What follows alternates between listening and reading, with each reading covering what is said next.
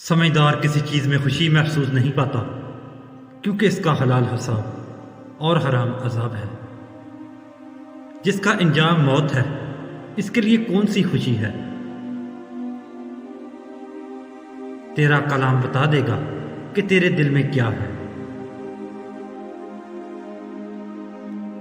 शकिस्ता कब्रों पर गौर कर, कैसे कैसे हसीनों की मट्टी खराब हो रही है। तन्हा शख्स महफूज है, हर गुनाह की इब्तिदा दो से होती है।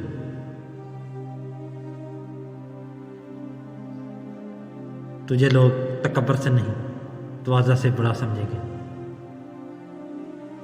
शुरू करना तेरा काम है और तकमील करना खुदा का काम है।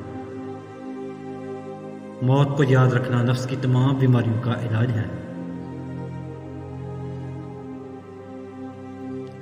आकल पहले कल्ब से पूछता है और फिर मुंह से बोलता है।